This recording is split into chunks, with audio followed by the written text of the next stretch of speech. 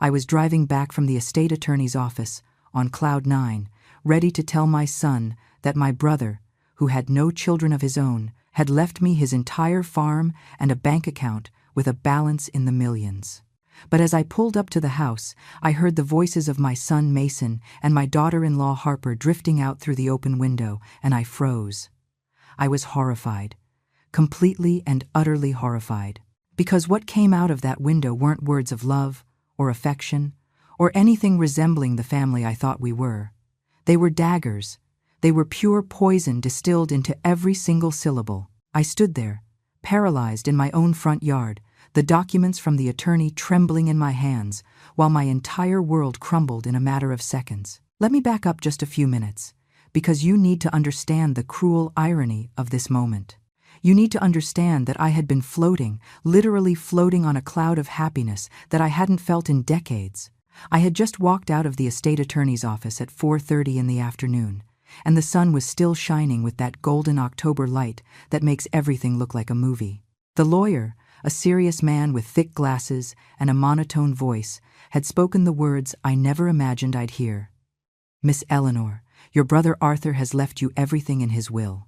The 500-acre farm, the main farmhouse, the arable land, and a bank account with a balance of $850,000. $850,000 at 68 years old. After a lifetime of breaking my back, sacrificing everything, living paycheck to paycheck, suddenly, out of nowhere, salvation, financial freedom, the end of all my worries. I signed the papers with shaking hands, shoved everything into a manila folder that I clutched to my chest as if it were the most valuable treasure in the universe, and walked out of there, feeling that for the first time in my existence, God was smiling at me. For the first time, after so much loss, so many tears, so much pain, something good was happening to me. Something huge. Something that would change everything. I drove the 20 minutes to my house with a goofy smile plastered on my face. I couldn't stop imagining the scene. I would arrive, open the door, find Mason and Harper in the living room, and tell them with feigned calm, "I have something to tell you." I imagined their faces full of curiosity. Then the revelation, the screams of joy, the hugs, the tears of happiness. My son lifting me off the ground like he did when he was young. Harper crying with emotion, that daughter-in-law I always treated like my own flesh and blood. The three of us hugging, planning the future, dreaming together. Finally, after 3 years of them living with me in my small house because they were in financial trouble, I could truly help them, buy them a house of their own, fund Mason's photography business, give Harper that trip she always mentioned, be the matriarch who rescues her family. The scent of honeysuckle drifted in through the car window, mixing with the smell of damp earth from the last rain. Everything seemed perfect, blessed, as if the universe were finally compensating for decades of suffering. Because I had suffered. God knows I had suffered. I was widowed at 30 with a 4-year-old boy in my arms. My husband died in a stupid accident, crushed by a truck that ran a stop sign. Overnight I was left alone, with no income, no plan, with a child who looked at me with those huge eyes, not understanding why Daddy wasn't coming home. And do you know what I did? I didn't crumble. I didn't give myself the luxury of crumbling. I worked 3 jobs simultaneously for years. I cleaned houses at 5 in the morning, worked retail from 8 to 4, and did alterations and sewing at night until my eyes closed from exhaustion. I slept 4 hours, if I was lucky.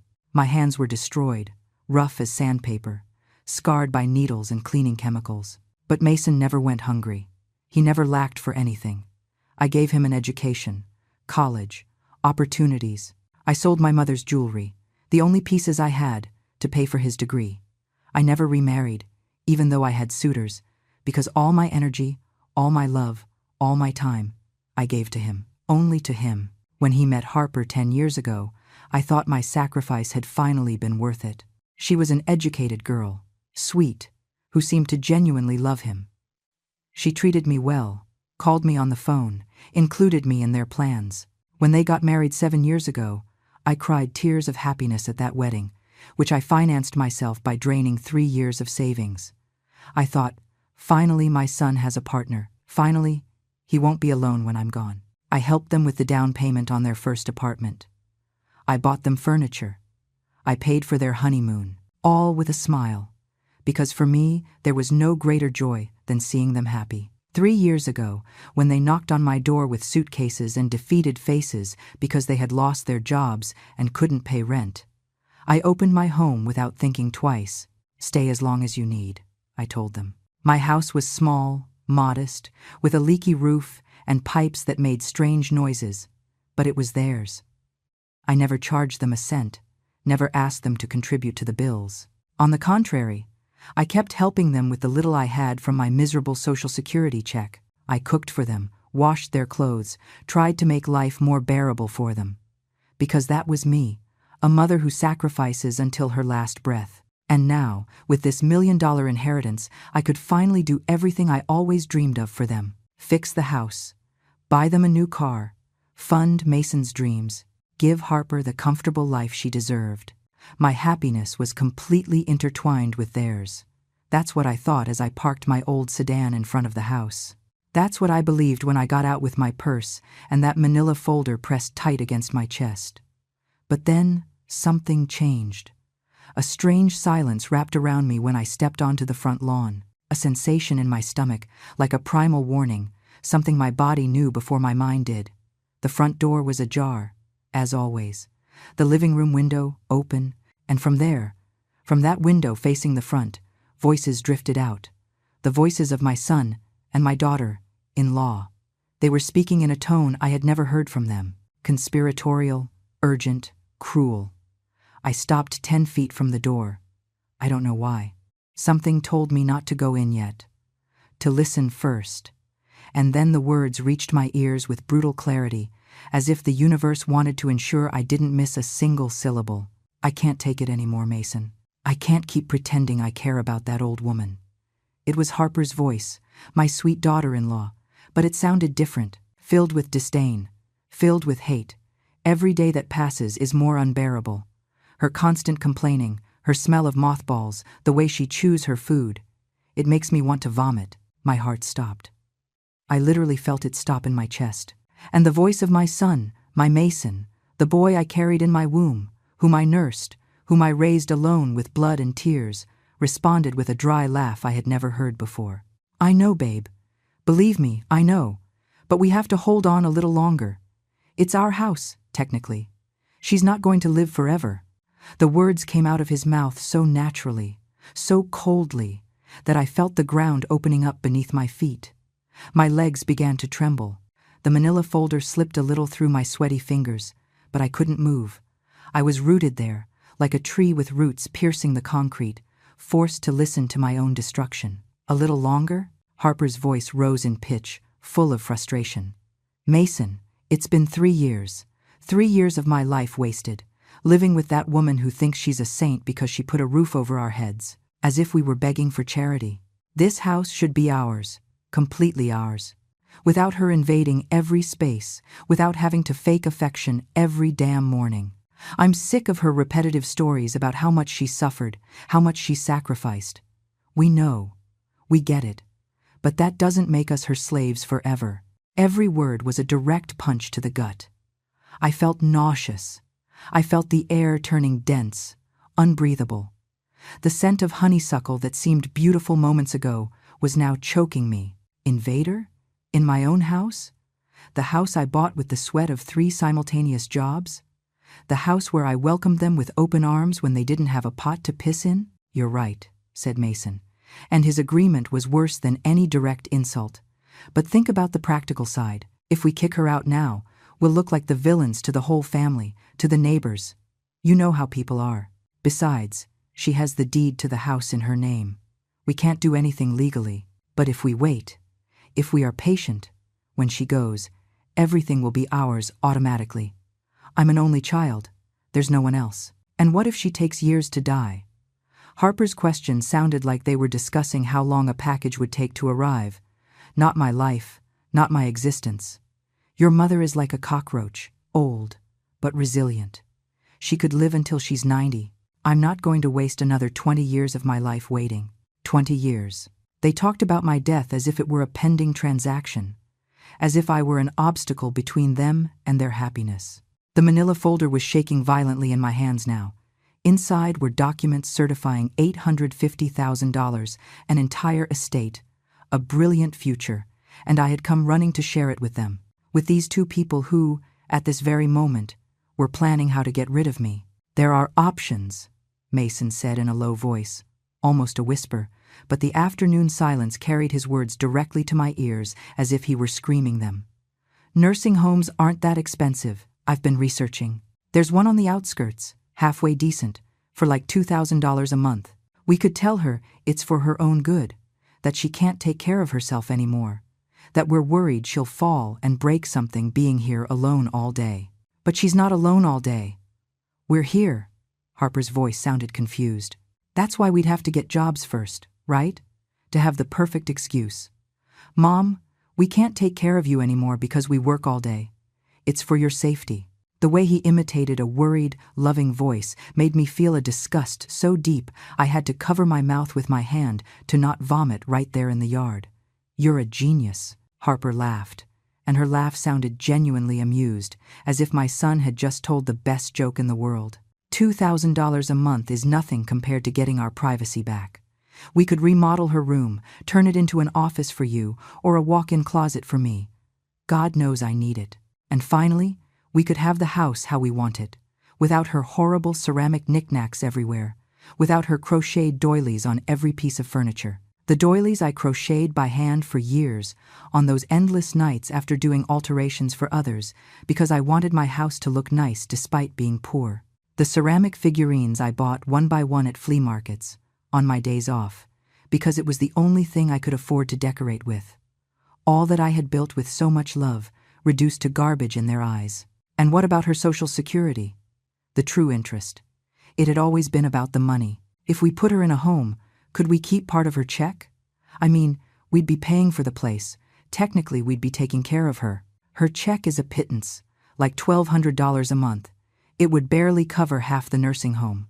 Mason sounded disappointed, as if he were doing mental math and the numbers didn't add up. "But once she's there, we could sell some of her furniture, her things. That antique dresser in her room must be worth something, and she has some jewelry stored away, I think." I didn't have jewelry. I sold it all decades ago to pay for his damn college tuition. But they didn't even know that. I never told them the details of my sacrifices because I didn't want them to feel indebted to me. How stupid I was. How incredibly stupid. "The problem is convincing her," Harper said, and I could picture her biting her lower lip like she did when she was thinking. "She's stubborn. She's going to say she's perfectly fine, that she can take care of herself. She's going to cry, make us feel guilty with her stories of sacrifice. That's why we have to be strategic." Mason's voice took on a calculating tone that froze my blood. "We start, little by little. We point out her memory lapses, her little confusions. Mom, you already told me that story 3 times today. Are you okay? Mom, you left the stove on again. It's dangerous." Even if it's not true, we make her doubt herself. And when she's insecure enough, we present the nursing home as the only logical option. Gaslighting. My own son was planning to gaslight me, to convince me I was losing my mind, to psychologically manipulate me until I broke. Tears began to roll down my cheeks. Hot, bitter, silent. But I didn't make a sound. I couldn't make a sound. I had to hear everything. I had to know exactly what these two people I loved with all my being had turned into. "And if she resists anyway?" Harper's question floated in the air. There was a silence.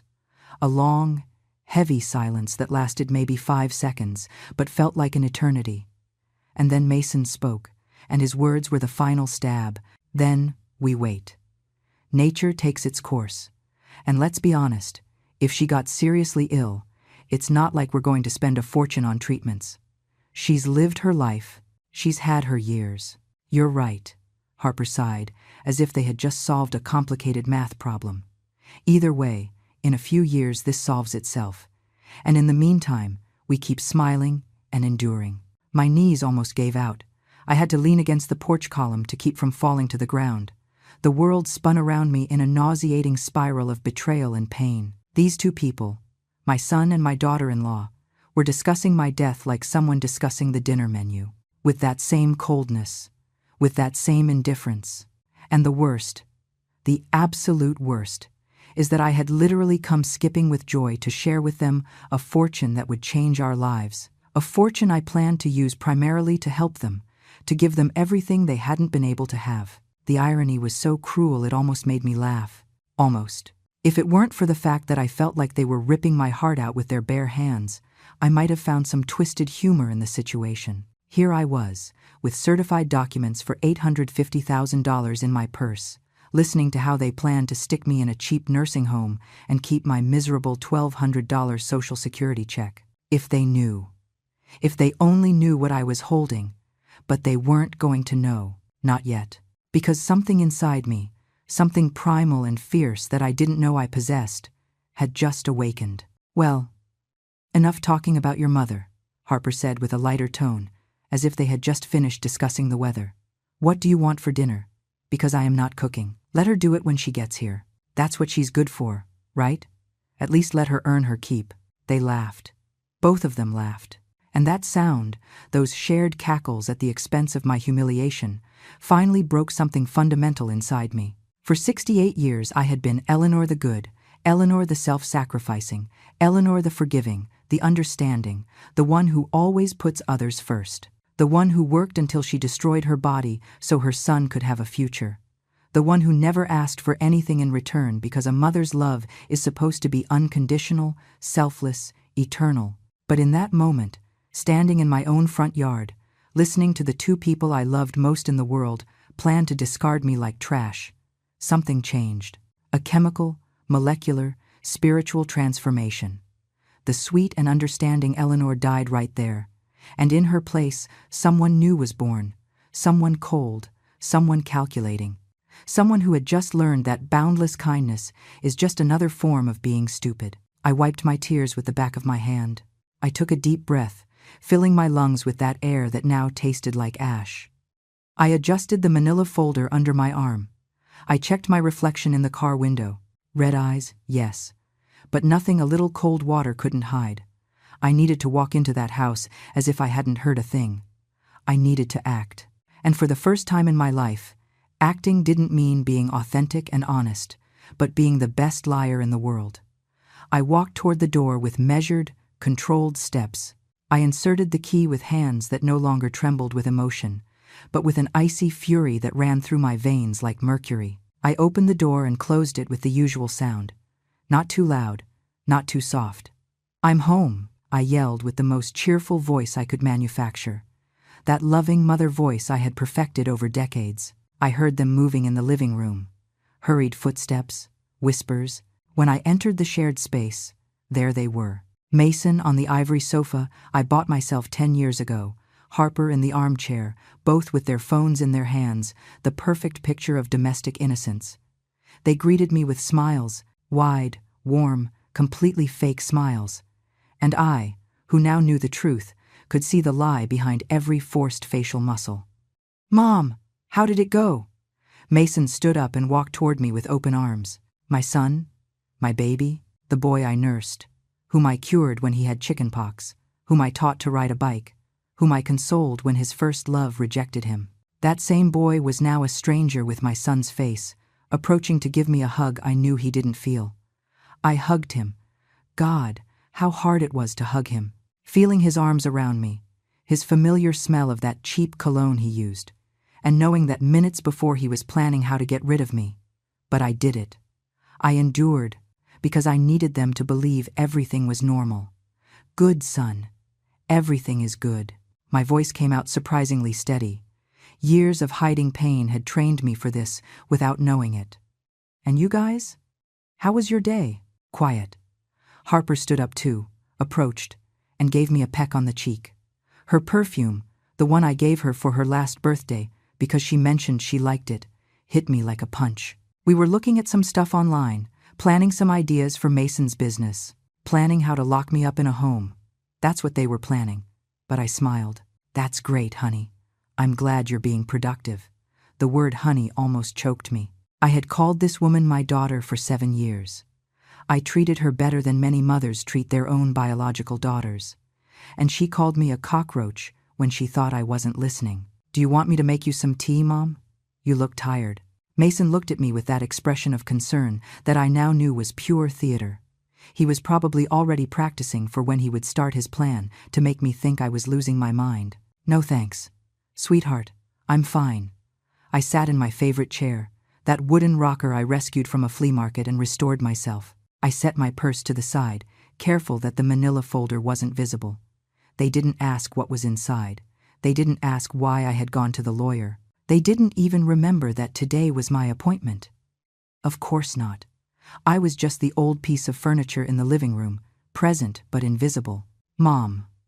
Harper started with that sweet voice I now recognized as completely fabricated. I was thinking that tomorrow we could go to the mall together. You know, spend some quality time. It's been a long time since we went out, just you and me. Quality time. With the woman who half an hour ago said my mothball smell made her want to vomit. I would love that, Harper. That would be very nice. The words came out of my mouth as if someone else were saying them, as if I were an actress following a script. I watched them for the next hour. I really watched them, as if seeing them for the first time. Mason was 39, but he had never fully matured. He still had that teenage attitude, expecting things to fall from the sky. His photography business, which he talked about constantly, was more of a fantasy than a reality. He had taken maybe 20 jobs in 3 years. But I always encouraged him, always told him it was just a matter of time, of effort. Now I realized I had spoiled him. I gave him so much, forgave him so much, that he never learned the real value of things, nor respect for the person who gave them to him. And Harper, 36, pretty in a conventional way, with that long brown hair she cared for religiously, and those nails always perfect despite not working. How did I not see the shallowness before? How did I not notice that every conversation we had ended up revolving around material things, what she didn't have, what she wanted? When she lost her job 3 years ago, I consoled her. Don't worry, honey, something better will come along. But nothing ever came, because she never looked for anything. She got comfortable in my house, eating my food, enjoying my hospitality, and began to see me not as a blessing but as an obstacle. We ate dinner together that night. I cooked, as always. I made chicken parmesan with spaghetti, one of Mason's favorite dishes. I set the table. I served.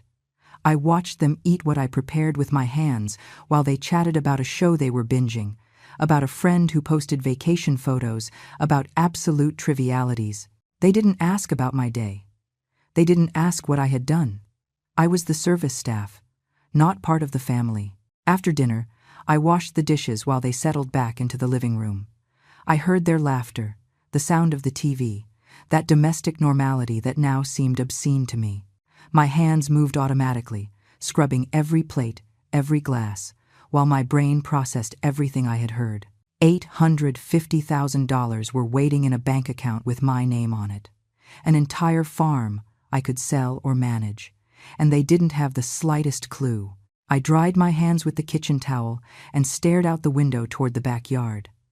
Night had fallen completely, and only the dark silhouettes of the trees swaying in the breeze were visible. I remembered all the times I worked in that garden, planting flowers, pulling weeds, trying to create a beautiful space despite our economic situation. I remembered the mornings I watered the plants before leaving to clean other people's houses, thinking that at least my family would have a cozy home to return to. How naive, how stupidly naive. My mind began to work in a new way, calculating, cold. If they could plan, so could I. If they could fake love while conspiring behind my back, I could fake ignorance while assembling my own strategy. But first I needed to confirm something. I needed to make sure that what I heard wasn't an isolated conversation, a moment of frustration that didn't reflect their true feelings. Although deep down I knew the truth. No one speaks with that level of detail, with that specific coldness, if it's just a momentary venting. That night I went to sleep early, as always. I'm tired, kids. I'll leave you watching your show. I said goodbye with kisses on the forehead for both, and they barely looked up from the screen. I went up the stairs to my room, that small room on the second floor that had been mine since we bought this house 20 years ago. I sat on the edge of my bed and took the manila folder out of my purse. There were all the documents, the deed to the farm in my name, the bank papers certifying the account balance. The testamentary letter from my brother Arthur, written in his own hand 2 months before dying, explaining why he left me everything. Because you were the only one who was always there when I needed you, even though you never asked for anything. Because I admire you more than anyone in this world. Because you deserve something good after so much suffering. Tears began to fall on the paper, smudging the ink. My brother, that quiet and solitary man, knew me better than my own son knew me. I put the documents in the back of my closet, under a pile of old sweaters they never checked because they didn't care enough to snoop through my things. I lay in the dark with my eyes open, staring at the ceiling, and for the first time in decades, I allowed resentment to flow freely through my veins. I didn't repress it. I didn't rationalize it. I didn't look for excuses to justify their behavior. I just felt it, pure and burning. I remembered the day Mason was born, 39 years ago. It was a difficult birth, 23 hours of labor. When they finally put him in my arms, crying and wrinkled, I swore I would do everything for him. Everything. And I kept that promise to the point of losing myself in the process. I never went back to school, even though I had dreamed of being a teacher. I never pursued my own dreams because all my energy went into funding his. I never gave myself permission to be selfish, not even for a moment. And for what? To raise a man who planned to lock me in a cheap nursing home and keep my $1,200 pension. A man who had calculated how much my antique dresser would be worth. A man who literally said he wouldn't spend money on treatments if I got seriously ill because I had already lived my life. The rage I felt in that moment was different from anything I had experienced before. It wasn't hot or explosive. It was cold, dense, heavy as lead. It settled in my chest and stayed there, slowly transforming into something more useful. Determination. If they could be cruel, I could be relentless. If they could plan my end, I could plan their awakening. Not their death, of course. I wasn't like them. But certainly their reality check, their moment of truth, their downfall. The next 3 days were an acting exercise that deserved an award. I got up every morning and played my role of loving mother with surgical precision. I made breakfasts. I cleaned the house. I washed their clothes. I smiled when they talked to me. I nodded when they told me their insignificant plans. And all the while, behind my eyes, there was a machine calculating, measuring, planning.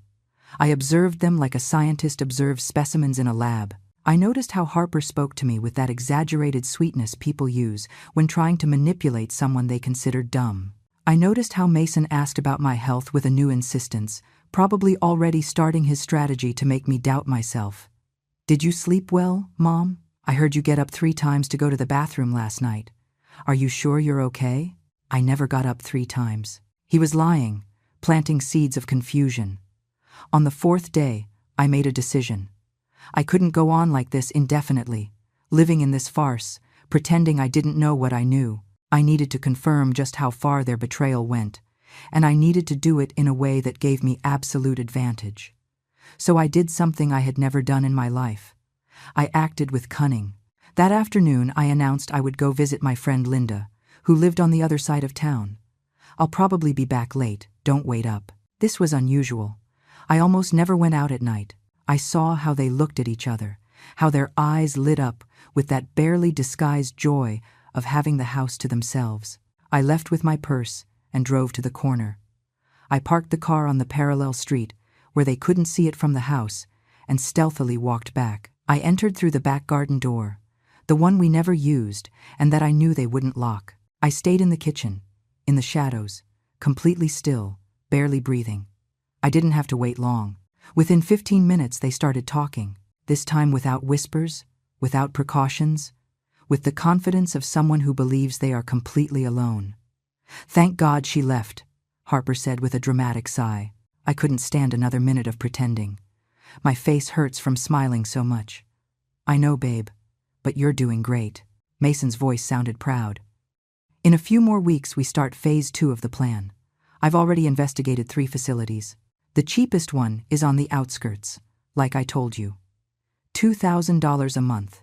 With her Social Security, it almost covers it. And when will we tell her?" Harper sounded anxious, like a child waiting to open Christmas presents. "Soon, But first, I need her to sign some papers. My blood ran cold. There's a lawyer a friend recommended. He says I can get her to sign a power of attorney claiming it's to make things easier for her, so I can handle paperwork for her because at her age, it's complicated. Once I have that power, I can sell the house without her realizing it until it's too late. Sell my house. The house I bought with years of work. The house whose deed was in my name. They planned to legally defraud me, strip me of the only thing I had, and leave me in a nursing home with the bare minimum. The level of their betrayal had no bottom. You're brilliant. Harper laughed. And she'll sign just like that. She trusts me blindly. She would never question anything I asked her. The arrogance in his voice made me clench my fists until my nails dug into my palms. She's spent her whole life being the self-sacrificing martyr. She's too good for her own good. Too stupid. Stupid. My son called me stupid. That word echoed in my head like a church bell. Stupid. All those sleepless nights working to pay for his college. Stupid. All those times I skipped meals so he could eat well. Stupid. All those years sacrificing every personal desire, every dream, every chance at happiness. Stupid. Kindness interpreted as weakness. Unconditional love interpreted as naivety. I wasn't stupid. I was a mother who loved too much, someone who never deserved it. And what if she refuses to sign? Harper asked. And I could hear the noise of her moving on the sofa, probably cuddling up against my son like she always did. She won't refuse. But if she does, there's plan B. The lawyer also explained that I can claim senile dementia, get a couple of witnesses to say she's losing her memory, that she can't make decisions for herself. With that, I can request legal guardianship. It's more complicated and takes longer, but it works. Every word coming out of his mouth was a revelation of how far he was willing to go. My son was willing to destroy my reputation, to make me look like a demented old woman in front of authorities and acquaintances, just to steal what was mine. And wouldn't it be easier if she just died? Harper's question came out so naturally, like someone asking if it wouldn't be easier to order takeout instead of cooking. She wasn't really suggesting it, I know, but the fact that she could pronounce those words with such lightness showed me the abyss of her indifference toward my life. There was a silence that lasted too long. And then Mason spoke, and although his words were different from what Harper insinuated, the tone was just as chilling.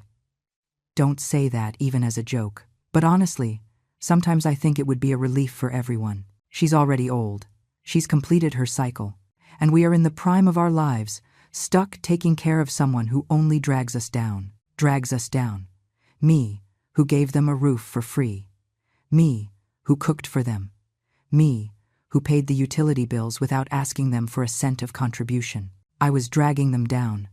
The distortion of reality was so grotesque, it almost made me laugh. Almost. You're right. Sorry. Harper sighed. It's just that I'm so tired of all this. I want our life back. I want to be able to walk naked through the house if I feel like it without worrying that the old lady will show up. I want to decorate how I want, invite friends over, without having to warn them that there's a bitter old woman living here. I want privacy, freedom, space. Soon, babe. I promise you, soon. I heard the sound of a kiss. They were kissing while talking about discarding me, and that mental image was so repulsive I had to swallow the bile that rose in my throat. When are you going to ask her to sign the power of attorney? Harper asked after a moment. This week. I already have the documents. The lawyer prepared them with complicated technical language, so she doesn't really understand what she's signing. I'm going to tell her it's to help her with banking, so I can better assist her with her finances. She has no idea about laws. She'll sign without reading. The confidence in his voice was overwhelming. He really thought he knew me. He really thought he could manipulate me so easily. What he didn't know, what neither of them knew, was that I had been married to a lawyer before he died. My late husband, Mason's father, taught me a lot about laws and contracts during our years together. He taught me to read the fine print, to never sign anything without understanding it completely, to protect myself legally. Ironic that the father's lessons were going to protect me from the son. You're so smart, Harper cooed, and the tone of admiration in her voice toward someone planning to defraud his own mother made me nauseous. And after selling the house, what will we do with the money? First, we pay off all our debts. We owe like $20,000 in credit cards. $20,000. I had no idea they had those debts. They never asked me for help. Then we buy a small condo for us, something modern in a good area. With what's left, we can travel, buy a decent car, finally live well. And your mother in the nursing home for $2,000 a month? The question had a hint of guilt, barely perceptible. She'll be fine. She'll have a roof, food, basic care. It's more than many have at her age. The way he justified the abandonment, as if he were doing me a favor, as if locking me in the cheapest option while they lived off my house money was an act of generosity, made me understand something fundamental. My son wasn't just selfish or immature, he was cruel. There was an inherent cruelty in his character that I never wanted to see because motherly love blinded me. "I guess you're right," Harper said, though she didn't sound completely convinced. "I just hope she doesn't make a scene when we tell her." "She won't. I know her. She'll cry. Yes. She'll say we're abandoning her, that after everything she did for me, she'll do her little victim act. But in the end, she'll accept it because she has no other choice. She has no money of her own. She has nowhere to go. She has no real friends who can help her. She is completely alone in the world except for us." The way he analyzed my loneliness, my vulnerability, as if they were tools to be used against me, showed me a level of sociopathy I didn't know existed in him. But he was wrong. He was wrong about everything. I had $850,000. I had a farm. I had options he couldn't even imagine. And above all, I now had something I had never had before. Absolute clarity about who my son really was. I moved away from the kitchen as silently as I had arrived. I went out the back door and walked to my car. I sat in the driver's seat and just stayed there, in the dark, processing everything. I didn't cry. I had no tears left for them. In their place, I felt something more powerful. Resolution. I drove aimlessly for an hour, organizing my thoughts. I needed a perfect plan. I couldn't just confront them yet. I needed timing. I needed to maximize the impact. I needed to make sure they fully understood the magnitude of what they had lost. And above all, I needed to protect myself legally, so they couldn't hurt me even after everything exploded. The next morning I called the attorney. "I need to update my will urgently." The lawyer, the same man with thick glasses who had given me the news of the inheritance, received me that same afternoon. I explained the situation without going into emotional details. Just facts. He listened with a neutral expression and then nodded. "I understand perfectly, Miss Eleanor. Unfortunately, I see cases like this more often than I'd like." He drafted a new will, specifying that my son Mason was completely disinherited. Everything, absolutely everything, would go to a charity foundation helping single mothers in vulnerable situations. Women like I had been decades ago. I signed every page with cold satisfaction. "I also need you to prepare a legal document revoking any authority anyone else might try to obtain over my assets or medical decisions," I told him. The lawyer prepared the corresponding papers. Everything was certified, sealed, legal, and irrevocable. "Is there anything else I can do for you?" the lawyer asked when we finished. "Yes, I need you to recommend a good real estate agent. I'm going to sell my current house." His expression remained professional, but I saw a glint of approval in his eyes. He gave me 3 names of reliable agents. That night, I arrived home later than usual. Mason and Harper were eating dinner they had ordered for delivery, because of course, neither of them cooked. They looked at me with surprise when I entered. "Mom, where were you? You had us worried." The lie came out of Mason's mouth so fluidly. Worried. Surely they were worried I had died and ruined their plans to rob me while I was still breathing. "I had some matters to resolve, son. Adult things." I said it with a sweet smile, but I emphasized the word adult as a reminder that I was the owner of this house and my own life. Even though they seemed to have forgotten, the following days were a masterpiece of strategic patience. Every morning I got up with a renewed purpose. While they slept in late, I was in contact with real estate agents, lawyers, accountants. I organized every detail of my new life as if I were assembling a complex puzzle where every piece had to fit perfectly. I visited the farm I inherited from Arthur, that beautiful land 2 hours from the city, with a main farmhouse that needed repairs but had incredible potential. I hired a manager to start working the land. I opened new bank accounts. I met with a financial advisor who almost fell off his chair when I told him the amount I needed to invest. Miss Eleanor, with this amount, and at your age, you can live very comfortably for the rest of your life without worries, the advisor told me. A young man in a gray suit who treated me with a respect I hadn't received in my own home for years. We can create a diversified portfolio that generates passive monthly income of at least $4,000, maybe $5,000 if we're conservative. $4,000 a month, while my son planned to rob me to keep my $1,200. The irony made me smile at the most unexpected moments. Sometimes I caught myself smiling while washing dishes or folding laundry, and Mason would ask me what was so funny. "Nothing, son. I'm just happy," I would answer. And it was true. I was happy. Happy in a dark and vindictive way, but happy nonetheless. The real estate agent I hired to sell my house was an efficient woman named Sarah, about 50, with that unstoppable energy of someone who loves her job. She came to evaluate the property on a Tuesday afternoon, when Mason and Harper had supposedly gone out to look for work, although I knew they were probably in a coffee shop spending the little money they had while waiting to steal mine. "It's a charming property, Miss Eleanor," Sarah said, walking through the rooms with her tablet in hand, taking notes and photos. "The location is excellent. The size is perfect for a young family. With some minor repairs, we could put it on the market for $320,000, maybe up to $350,000 if we find the right buyer." $320,000. The house I bought 20 years ago for $80,000, working like a slave, was now worth 4 times more, and my son planned to sell it out from under me, keep the money, and stick me in a dump of a nursing home. The rage I felt was so intense I had to sit down. "Are you okay?" Sarah approached with genuine concern. Yes, I'm just emotional. This house has a lot of memories." I wasn't lying.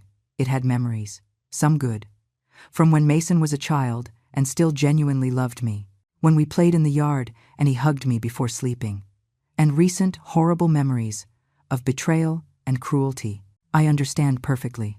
Selling a house is always an emotional process." Sarah patted me on the shoulder. "But I assure you we will find the perfect family for this place. When do you want to list it?" "As soon as possible. Let's say in 2 weeks.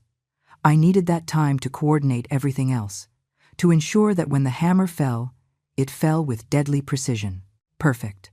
I'll prepare all the documents." Sarah left with her tablet full of photos and measurements, leaving me alone in the house that soon would no longer be mine, but soon would also no longer be theirs.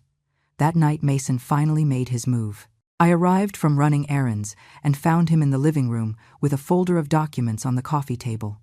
He had that rehearsed, serious expression, like an actor about to deliver his big monologue. "Mom, I need to speak with you about something important." He sat on the sofa and motioned for me to sit next to him. Harper appeared from the kitchen with 2 cups of tea, one for him and one for me, with that Judas smile. "Sure, son, tell me." I sat down and took the cup of tea, feigning absolute innocence. "Look, I've been thinking a lot about your situation." He began with that voice of feigned concern I now recognized perfectly. "You're getting older, and managing your finances must be getting complicated. The banks, the paperwork, all that bureaucracy. So I consulted with a lawyer, and he suggested that maybe it would be a good idea for you to give me power of attorney to help you with those things." Power of attorney. I acted confused, tilting my head like an old woman who doesn't understand complicated terms. "Yes, Mom. It's just a document that allows me to handle banking and legal matters for you, to make your life easier. That way, you don't have to be going to banks, signing complicated papers. I take care of everything." The smile he gave me was the same one he used when he was a child and wanted to convince me to buy him a toy. "Oh, how considerate of you, son." I took the folder and began to review the documents. They were exactly what I expected. A broad power of attorney that would give him total control over all my properties, bank accounts, and financial decisions. In other words, carte blanche to rob me legally. It's a bit technical, Mom. Don't worry about understanding everything. Basically, it just says, I can help you with your things. Mason tried to take the papers from my hands, but I gripped them tighter. No, no, let me read. Your father always told me never to sign anything without reading it completely. I saw him tense up. The mention of his father, my late husband, always made him uncomfortable because deep down he knew his father would have been deeply disappointed in him. I read every word carefully while Mason and Harper watched me with growing impatience. The document was drafted deceptively, using complicated legal language to hide the fact that I would basically be stripping myself of all control over my own life. This says you could sell my properties without my consent, I said, pointing to a specific clause. No, Mom. That's only in case of emergency, if you couldn't make decisions for yourself. The lie came out so smooth. He had perfected the art of deception. And this part about you being able to make medical decisions for me. I pointed to another section. It's for your protection, Mom. Imagine you're in the hospital and can't communicate. Someone has to be able to decide for you. Harper intervened with that sweet, poisonous voice. I looked at both of them. I saw the anxiety in their eyes, the barely contained greed. They wanted me to sign right there, in that moment, before I could think too much or consult anyone else. And for a second, a single second, I considered signing the document just to see their faces when they discovered I had nothing to steal because I had already moved everything. But no, I had a better plan. You know what, son? You're right. This seems very useful.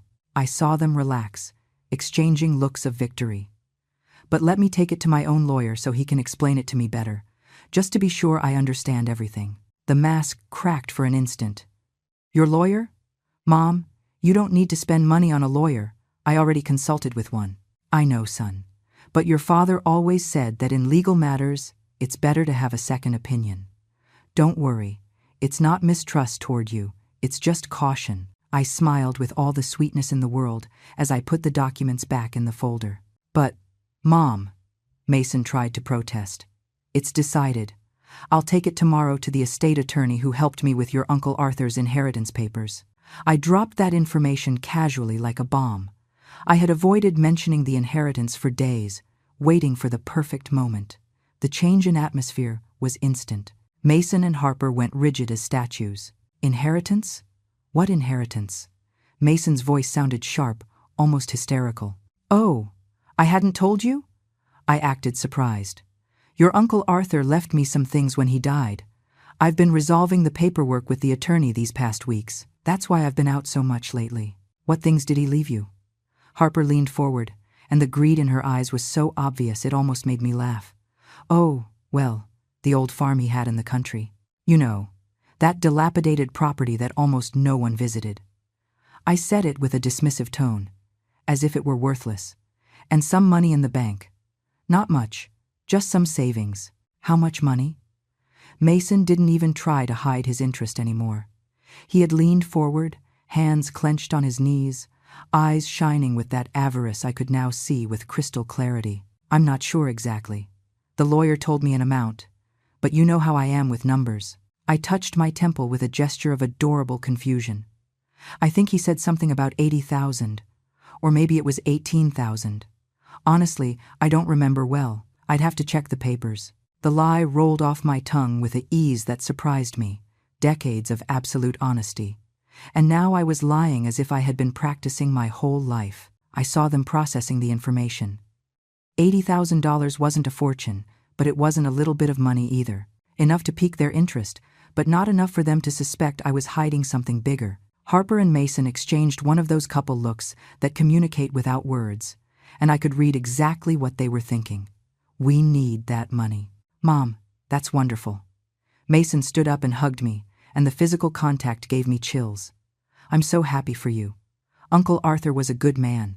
Yes, he was. Much better than his nephew, I thought. But I just smiled, and well, with that money you could do a lot of things. Harper joined the conversation with that honeyed voice she used when she wanted something. You could fix up the house, take that trip you've always wanted, or, she paused calculatedly, or you could help Mason and me with the down payment on our condo. You know, we've been looking for a place of our own. There it was. They didn't take 5 minutes to ask for money. They didn't even wait a day to pretend they were happy for me. Immediately, they thought of how they could benefit. Oh, I don't know, honey. I still have to see exactly how much it is and what I'm going to do with it. I played indecisive, the confused old lady who doesn't know how to handle money. Plus there's the farm. The lawyer says I could sell it, but I don't know if anyone would want to buy that old land. I could help you with that, Mom. Mason practically jumped at the offer. I could research buyers, handle the sale for you. It would be easier if you give me that power of attorney I showed you. That way I can do all the paperwork without bothering you.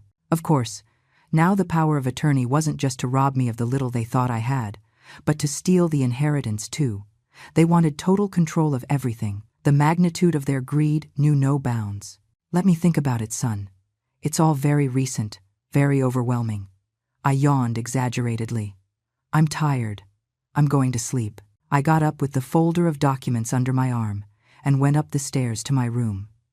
From upstairs, I heard them speaking in urgent whispers. I lowered the volume of the TV I had left on in my room and pressed my ear to the door to hear better. This changes everything. Harper's voice sounded excited. If she has 80,000 plus the sale of the farm, we're talking about much more money than we thought. I know, but we have to be careful. She can't suspect anything. Mason sounded anxious but controlled. I'm going to investigate how much that farm is really worth. If it is where I think it is, it could easily be worth 200,000 or more. And do you think she'll give us the money if we ask for it?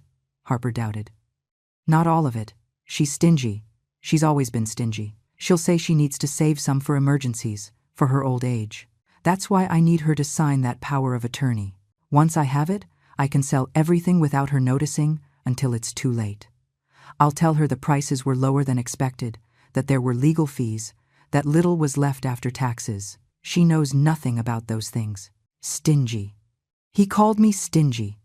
The woman who spent every last cent on him for decades, who drained her savings multiple times to help him, who worked until she got sick to give him everything. Stingy. But we have to act fast, continued Mason, before someone else gets into her head. Before that lawyer suggests she do something different with the money. Tomorrow I'm going to pressure her to sign. I'm going to tell her the lawyer needs the document urgently, that if we don't do it soon, there will be legal problems with the inheritance. Perfect. I'm going to take her shopping tomorrow. I'll keep her distracted, tired. When she gets home, she'll be so exhausted she'll sign whatever you put in front of her. Harper laughed. And that sound pierced me like a knife. This woman I treated like a daughter was deliberately planning to exhaust me, to manipulate me. You're brilliant, babe. Another kiss. More sounds of affection between two people conspiring against me. In 2 weeks, all this will be ours. The house, the inheritance money, everything. And she's going to be in that nursing home without knowing what happened. I moved away from the door and sat on my bed. My hands were shaking, but not from fear or sadness, from anticipation, from power, because they didn't know I knew. They didn't know that every word they uttered was only digging their grave deeper. They didn't know the money was already protected, that the house was about to be sold, that I had changed my will, that I had everything documented with lawyers and notaries. That night I barely slept. Not from anxiety, but from the pure adrenaline of knowing I was about to teach them the most important lesson of their lives. I stayed awake planning every detail of the final moment, that instant when I would reveal everything to them. It had to be perfect. It had to be devastating. It had to leave them without words, without excuses, without an exit. The next morning, Harper appeared in my room early, with a radiant smile. Good morning, Mom. How about today you and I go shopping? It's been so long since we spent time together, just the two of us. Oh, what a nice gesture, honey. I smiled with all the innocence I could manufacture. I'd love that. We had breakfast, the three of us together. A breakfast she prepared for the first time in months. Scrambled eggs, toast, orange juice, all served with smiles and polite conversation. Mason asked me how I had slept, if I felt well, if I needed anything. The acting was so transparent now that I knew their true intentions, that it was hard not to laugh in their faces. Harper took me to the mall in her car. On the way, she talked nonstop about trivial things, keeping me entertained, establishing that false intimacy. We walked through stores for hours. She made me try on clothes she knew I would never buy, showed me expensive shoes, took me from one place to another until my feet genuinely started to hurt. Tired, Mom? she asked with that feigned concern when she saw me sitting on a bench in the mall. A little, yes. I don't have the energy I used to. I let my voice sound weak, fragile, letting her believe her plan was working. Poor thing. Let's go home so you can rest. She took my arm with that condescending delicacy used with the elderly, and we walked slowly toward the parking lot. In the car, while driving back, Harper began her real work. You know, I've been thinking about what you said yesterday regarding your brother's inheritance. Yes. I played distracted, looking out the window. It's a big responsibility to handle that much money at your age. Doesn't it scare you a little? I mean, with so many scammers out there, so many bad people who take advantage of seniors. Her voice dripped with false concern. I hadn't thought about that. I let a touch of anxiety color my voice. Do you think someone might try to rob me? It's possible, Mom. That's why I think it would be a good idea for you to let Mason help you. He's young, he understands these modern things, he knows how to protect money, and above all, he's your son. You can trust him completely. The words came out of her mouth with such conviction that for a moment I wondered if she really believed what she was saying, if she had rationalized her betrayal so much that she genuinely thought they were doing the right thing. I suppose you're right. I sighed as if I were considering it seriously. It's just that I'm a little scared to sign papers I don't fully understand. That's why you have to trust your family, Mom. We would never hurt you. We love you. She held my hand while driving, and the contact of her skin against mine gave me nausea. Those same hands that held me with fake affection had been planning my exile to a cheap nursing home. I looked out the car window while she kept talking, trying to convince me with sweet words and well-rehearsed lies. The streets passed quickly. The same streets I had traversed thousands of times over decades, coming and going from exhausting jobs, always thinking of giving my son a better future. And now that son saw me as an obstacle, as something disposable. When we got home, Mason was waiting in the living room with the same documents from the day before, but this time he had brought a mobile notary, a small man with a briefcase who introduced himself as Mr. Thompson. Mom, I'm glad you guys are here. Look, Mr. Thompson came so we can make the power of attorney official right today. That way you don't have to worry about anything anymore. Mason sounded excited, urgent. Mr. Thompson was a man of about 50, thin, with wire-rimmed glasses and a brown suit that had seen better days. He had that neutral expression of someone who has notarized thousands of documents without really caring about the content of any. He opened his briefcase and took out an official stamp, ink, and several additional sheets. Good afternoon, ma'am. He extended his hand with professional courtesy. Your son hired me to come certify some documents. It's a quick process. It won't take more than 10 minutes. How kind of you to come all the way here. I shook his hand and sat in my favorite rocking chair, acting like the tired old lady who had just arrived from an exhausting day of shopping. May I see the documents first? Mason tensed visibly. Mom, they're the same ones I showed you yesterday. Mr. Thompson is in a hurry. He has other clients waiting. There's no rush, Mason. Mr. Thompson passed me the documents with a professional smile. The lady has every right to review what she is going to sign. In fact, it is my obligation to ensure she understands completely. I saw Mason clench his fists. His plan was getting complicated. I took the papers and began to read them slowly, very slowly, running my finger along every line as if I needed help following the text. The silence in the living room was so thick you could cut it with a knife. This says my son would have total control over all my bank accounts, I said after a moment, pointing to a specific clause. That is correct, ma'am. It is a general power of attorney. Mr. Thompson nodded. And could he sell my house without consulting me? Technically, yes, if the document is signed as currently drafted. The notary kept his neutral tone, but I saw a glint of something in his eyes, maybe discomfort, maybe suspicion. I see. I kept reading. And medical decisions? He could decide to commit me somewhere if he wanted. Mom, please. Mason intervened with a tense voice. You're misinterpreting everything. This is just to help you, to make your life easier. I just want to understand, son. I looked at him with those innocent mother eyes he knew so well. It's just that your father always taught me to be careful with these topics. Harper shifted uncomfortably on the sofa. Mr. Thompson watched us all with growing professional interest. The tension in the room was palpable. I continued reading every word, every clause, every bit of fine print. I took my time. I asked questions. I asked for clarifications. I saw Mason getting more and more desperate, Harper biting her lower lip until almost making it bleed, the notary starting to realize something didn't add up in this situation. Finally, after almost 30 minutes of meticulous review, I closed the folder and handed it back to Mason. "I'm not going to sign this today." The silence that followed was absolute. Mason froze with the folder in his hands, his face going through a spectrum of emotions: confusion, frustration, contained rage. "What? Why not?" His voice came out sharper than he intended. "Because I want my own lawyer to review it first. I told you yesterday, son, it's not mistrust, it's prudence." I kept my tone soft, reasonable, completely calm. "But Mom, Mr. Thompson is already here. I already paid for his time." Mason was losing his composure. "And I will pay him too, for the trouble of coming without a result." I took out my wallet and extracted several bills. "What is your fee, Mr. Thompson?"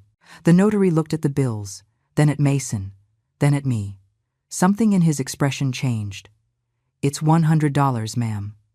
But the young man already paid in advance. Then take this as additional compensation for making you come out here for nothing." I handed him $150. The man took them, packed his things in the briefcase, and said goodbye with a professional courtesy that didn't include promises to return. When the door closed behind Mr. Thompson, the atmosphere in the living room changed radically. Mason dropped the folder on the coffee table harder than necessary. Harper crossed her arms. Both looked at me with a hostility they didn't even try to hide completely anymore. "I don't understand why you're being so difficult with this." Mason paced from one side to the other like a caged animal.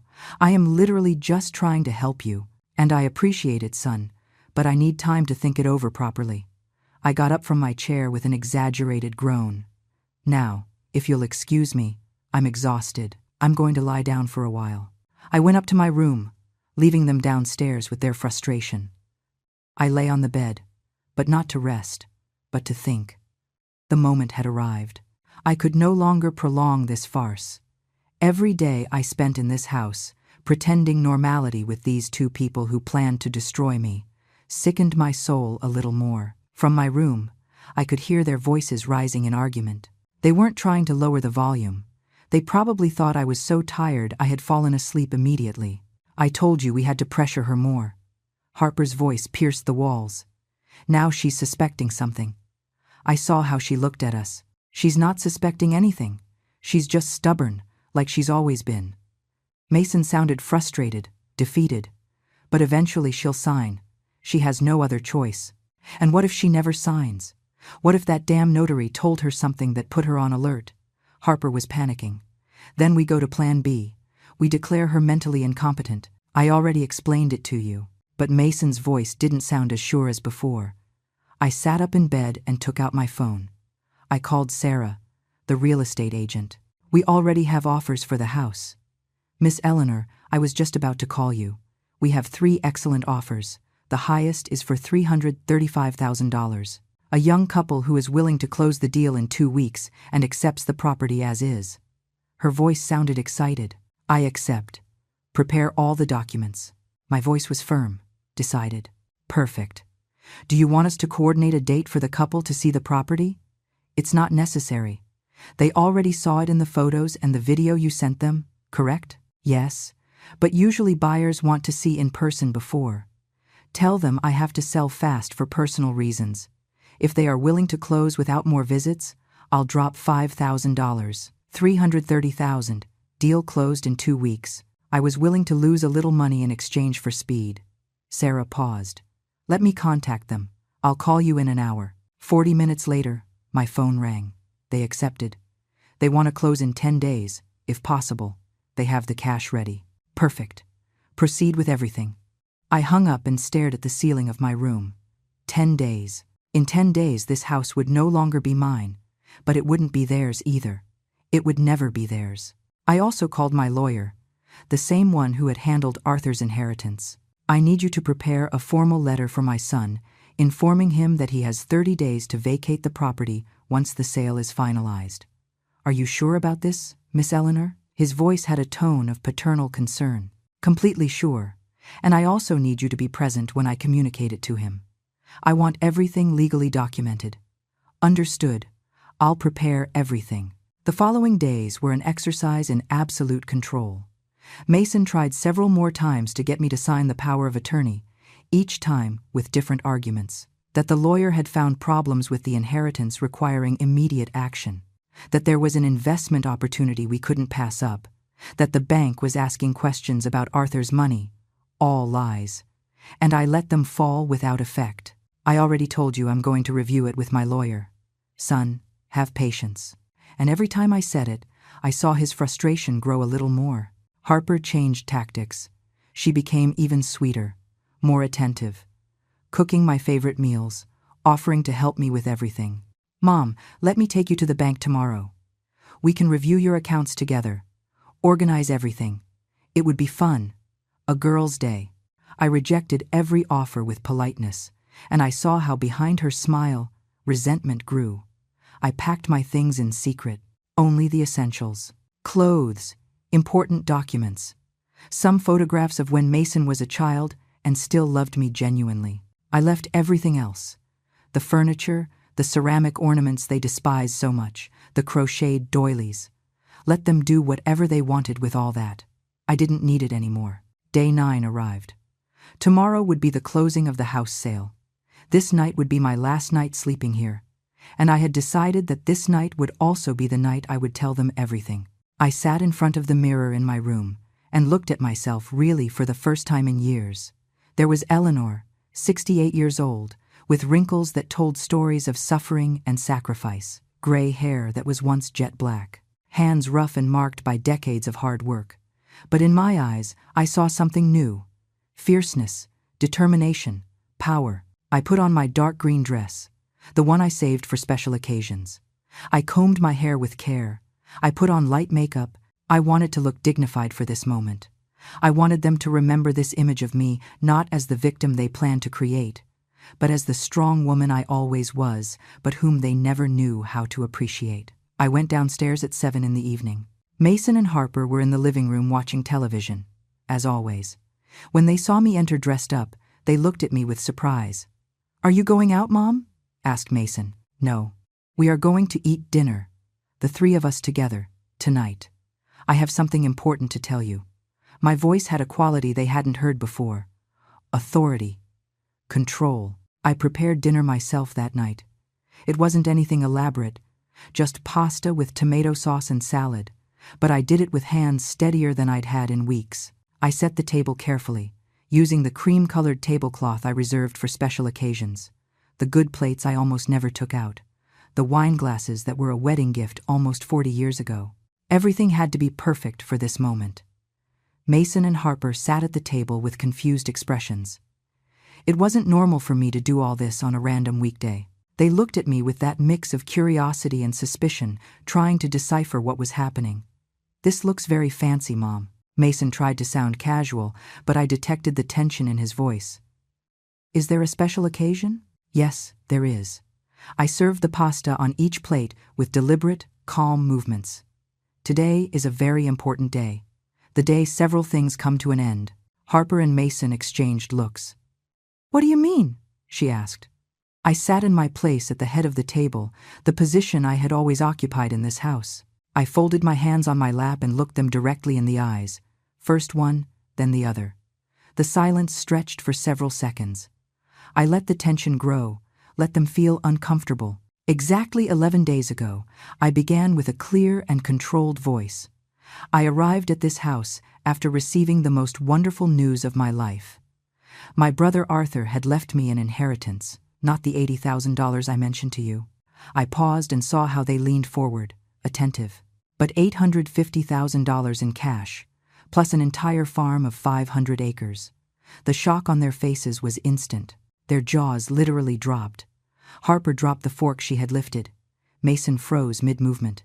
"I came running home that day," I continued, without averting my gaze, excited like a little girl, imagining the joy on your faces when I told you, thinking about everything we could do together with that money. about how I could finally help you significantly after years of struggle. My voice remained even, without emotion, just stating facts. But when I got to the door of this house, I heard voices coming from the open window. Your voices. I saw the color drain from their faces. Mason opened his mouth to speak, but I raised a hand. No, now it's my turn to speak. You already had enough time. The tone of my voice was steel. I heard you planning how to put me in a nursing home for $2,000 a month. I heard you discussing how to keep my Social Security check. I heard Harper call me an old cockroach, say that my mothball smell gave her nausea, that she was tired of pretending she cared. Harper turned pale as paper. Eleanor, I heard my son. My voice broke slightly here, but I composed myself. The son I carried in my womb, whom I nursed, for whom I sacrificed everything, say that it would be easier if I got sick soon, that I had already lived my life, that he wouldn't spend money on treatments for me because it wasn't worth it. Mom, that's not. Mason tried to interrupt, his face now red with shame and panic. Silence! My voice resonated in the dining room with an authority I had never used before. I heard every word of your plan to rob me of this house using a fraudulent power of attorney. I heard how you planned to sell it without me realizing and keep the money. I heard you call me stupid, stingy, a dead weight. Every word came out of my mouth like a bullet. And I decided in that moment that the naive Eleanor, the self-sacrificing mother who forgives everything, had died. In her place, someone new was born. Someone who was finally going to think of herself first. I got up from the chair and walked to the window, turning my back on them for a moment to regain composure. When I turned around, my eyes were dry but shining with determination. These last few days have been very productive for me. I began to walk slowly around the table, like a lawyer presenting evidence to the jury. I hired the best financial advisor in the city. I invested the $850,000 in a way that generates approximately $4,500 a month in passive income. I changed my will with a certified estate attorney. My son Mason is completely disinherited. My entire estate will go to a foundation that helps single mothers in vulnerable situations, women like I was once. Mason stood up abruptly. You can't do that. I'm your only son. I can and I did. It is already signed, sealed, and legally registered. My voice didn't tremble. I also hired a real estate agent. This house, the house you planned to steal from me, was sold 3 days ago. The closing of the sale is tomorrow at 10 in the morning, for $330,000. The silence that followed was deafening. I could see their brains processing the information, calculating, panicking. $330,000, Harper whispered, doing the mental math of everything they had just lost. That's right. And before you ask, no, you won't see a cent of that money either. I took an envelope out of my pocket and let it drop onto the table. This is a legal eviction notice. You have exactly 30 days starting tomorrow to remove all your belongings and find another place to live. But we have nowhere to go. We have no money, Mason shouted, and the desperation in his voice was real. How interesting. I crossed my arms, because I didn't have money either when I was widowed at 30 with a 4-year-old child. And somehow I survived. I worked 3 simultaneous jobs.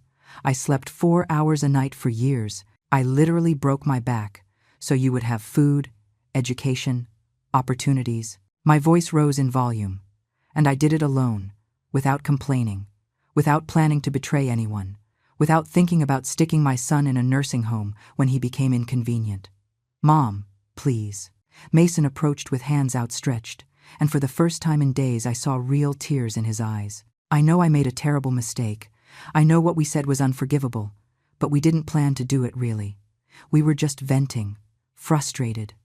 You know how it is when people are under financial stress. A mistake? I laughed, and the sound came out bitter, dry. A mistake is forgetting to buy milk at the supermarket. What you two did was meticulously plan how to defraud, rob, and abandon me. You brought a notary to this house to make me sign fraudulent documents. Harper took me shopping with the specific purpose of exhausting me so I would be too tired to think clearly. That is not a mistake, son. That is premeditated malice. Harper stood up too, with tears running down her cheeks. Please, Eleanor. I know I was horrible. I know I don't deserve your forgiveness. But don't do this to us. We are family, family. I repeated the word as if it were poison in my mouth. Family doesn't plan to lock their loved ones in cheap nursing homes to keep a $1,200 check. Family doesn't call the person who gave them a roof when they had nothing a cockroach. Family doesn't calculate how long you will take to die so they can keep your things. I approached Mason until I was inches from his face. I looked him directly in the eyes, those eyes that once looked with genuine love when he was a child. I gave you everything. Absolutely everything. My youth, my health, my dreams, my opportunities, my money, my time, my love. And you took it as if it were your right, as if I owed you all that simply for having been born. My voice broke slightly, but I continued. You never learned the value of sacrifice because you never had to sacrifice anything.